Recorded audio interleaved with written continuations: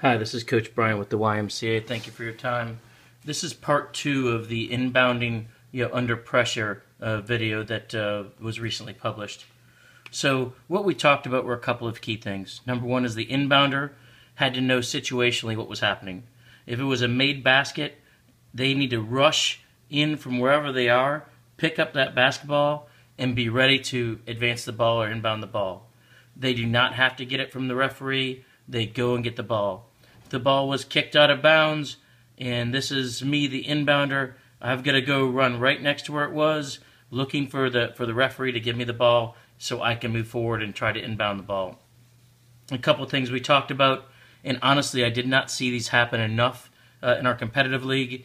If it's a made basket, take 3 or 4 steps and inbound the ball. If it's a situation where there's a change of possession, take a step or 2 back so you have a much better angle to get the ball in. So we talked about inbounding the ball. We talked about how in competitive sometimes the inbounder just stayed and watched. You're the most open player. You need to absolutely go and look to receive a pass. We talked about 3 plays. We talked about number 1 being just a straight cross. Even though it's a cross, these two always knew beforehand it should be the same person crossing first. So I want the point guard really being the second one to go. So if this is Daniel, this is Riddy, I'm going to have Riddy go first, and then Daniel, and then both are looking for the opportunity to get the ball right through here.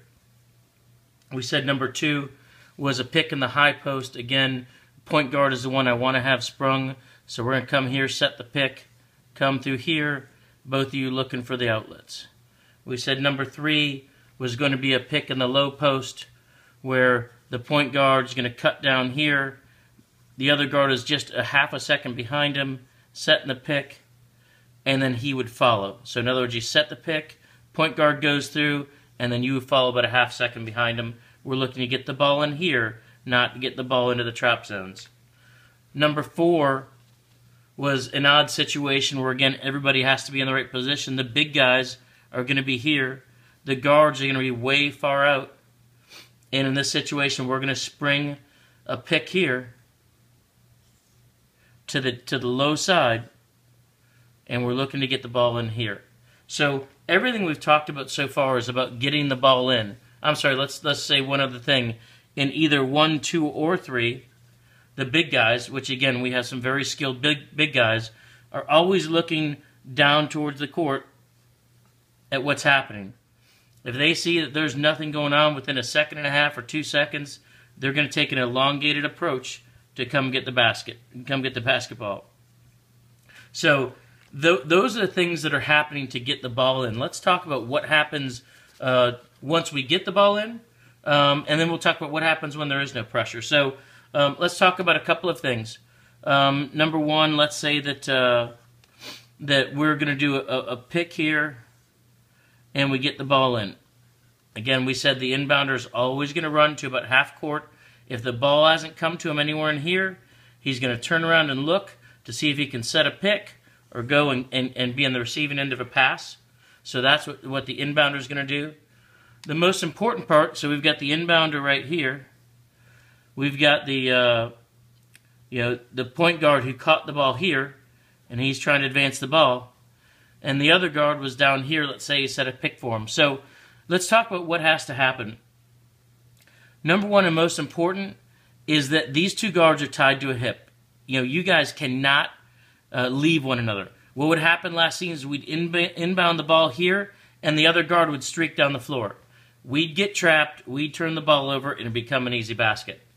After a while, we got everyone used to and comfortable with the idea of a trailing safety, so that if the ball comes in, let's say that Daniel gets the ball right here, it was a cross, let's say that Brian's right here. So as Daniel's advancing the ball, Brian's always staying a few steps behind him. Not over here, but within 10 or 15 feet, you're always staying there. So Daniel's up here, Brian's right here. Again, the goal is to always beat pressure with a pass and not with a dribble. But if you have the ability to bring the ball up a little bit, always know that you should have a guard right here. Let's say that somebody comes in and stops Daniel. And the safety's where he's supposed to be. Safety gets the ball. We said this is Brian. He advances it up here. Hey, Daniel's no longer off the hook. He's the safety now. So he's got to stay behind him. Same 10 or 15 foot proximity. Somebody comes and traps Brian. He's going to kick it down to Daniel. Daniel goes over here. And Brian follows right over here, always behind him. Again, I cannot point out the criticality of what I'm saying. This is the single most important part when we get the ball in and when we're under pressure. If you don't have a safety, you're putting undue pressure on your point guard, and we will turn the ball over, period. So whoever's here in these guard positions, the moment I see us not operating with that type of discipline, you'll have to come up for a coaching moment. All there is to it. We need to have 2 guards back. We never hang our point guard out to dry. So let's talk about what our big guys do. So the big guys, after a made basket, they sprinted up here as quickly as they could. I'm proud of them for doing so. They turn immediately and look towards the ball. The ball comes in. We do a crossing pattern here. And the ball comes here. Our inbounder streaks up the floor to right here.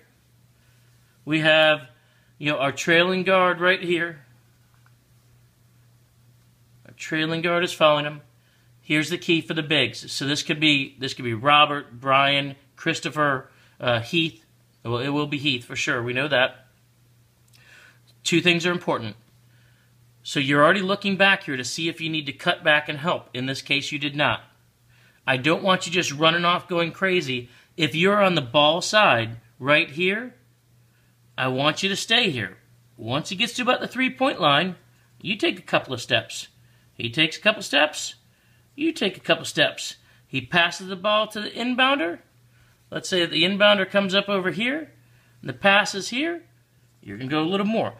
The person, the big that's always to the side of the ball, is going to keep about the same relationship in distance as what you had when we were inbounding. Not quite half court, but certainly a quarter of a court.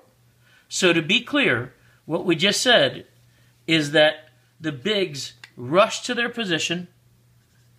They're looking back to see if they need to come back and help.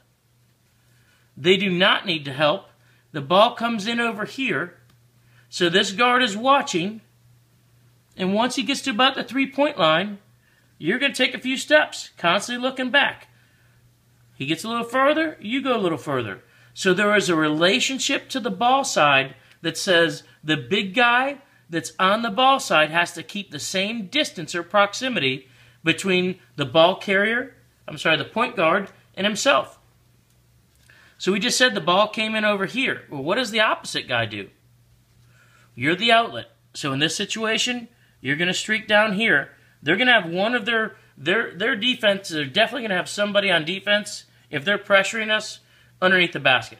So the last thing we want you to do is to come all the way and sit right here where the defender can cover you. So if the ball is over here and advancing, and you're this guy, this big is going to run all the way down here and stay out here to the outside as an outlet. Okay? Well, what happens, we just said that the point guard advanced it. He's got his buddy that's right about here. Big tough guy comes up and pressures him. We pass it back to the little guy. We got our inbounder, cuts over here. He passes it over here. So what happens now? You're on the ball side, you are not. I want you, again, this takes discipline, guys, to come down here and be the outlet on the opposite side. And now the guy who was originally the opposition or the opposite side is going to run up 15, 20 feet and be an outlet to the inbounder who's now got the ball. So I hope that makes sense. The big guy closest to the ball is going to stay close and help. The big guy that's away from the ball is going to go settle down here, not quite in the corner, but far enough away so that if he comes out and chases him, we're going to have somebody trailing to hit. So those are a couple of the key pieces associated with once we have the ball. Again, here's what I've seen, and here's what I'm guessing on just a limited amount of practice. We'll see again. We're going to see big guys not get into their spot. We're going to see guards over here and over here trying to be heroes, doing it all on their own, running like crazy instead of using their teammate to set a pick or a crossing pattern. We're going to see the inbounder not run down the floor. We're going to see him lock eyes on the two guards and never see the big guys cutting down the side. I hope we don't, and I expect we will, but my goal is for us to not see that the entire game. So those are things we've got to be cognizant of. Big guys, you've got the longest way to run. You got to get there, no excuses.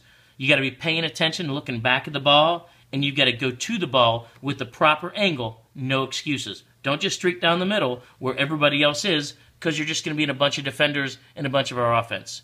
So, and inbounders, don't just spectate, run down the floor, and also know you have some safeties. So those are some of the keys for what we do once we get the ball. Again, the most important key was that our two guards work together, and that this guy doesn't fly down the floor, that he instead stays right where he's supposed to be and has always got the easy back pass. He comes up here, now he's the back guy. So those are the key pieces to it. Let's talk about a situation where the inbounder the whole time should be communicating with his guys. There's a made basket. Our guys sprint and set up. The big guys can't tell whether they're in a pressure defense or not. These guys may not be able to tell if all the pressure's right over here. The one guy who can tell if there's pressure is the inbounder. So the inbounder should be saying, pressure, pressure, pressure, and alerting everybody to what's going on. So that's pretty key. Let's talk about what happens if there is no pressure. So there's nobody back here. We inbound the ball, let's say, to Daniel. If you're going to inbound the ball to Daniel, I want the inbounder to go to the widest part of this half-court line, as close to the line as possible. This guy didn't get the ball. He knows there's no pressure. He's going to come right over here. Point guard has the ball. He's starting to advance it. The big guys have to be looking back. They see there's no pressure now, and they're both going to sprint, and I mean sprint, to some sort of stack situation in between the three-point line and the free throw line. I don't care if it's a side-by-side stack, an up and down, but you guys need to be in position in some manner in this area, nothing below it. So what's going to happen is the setup will be the inbounder doesn't see any pressure, nobody sees any pressure, we get the ball into somebody, inbounder's going to now be here, other guard's going to be here, big guy's going to be here, the other big guy's going to be here, and now we're in a position to accept our fate with what's going to happen next. We need to assess the situation right now. Are they set up in a 2-2-1 trap? Are they set up in a zone defense? What are we going to do? So that's it for now. We're going to have one more video for this week's practice, and it'll be talking about how to beat the 2-2-1 trap. Thank you.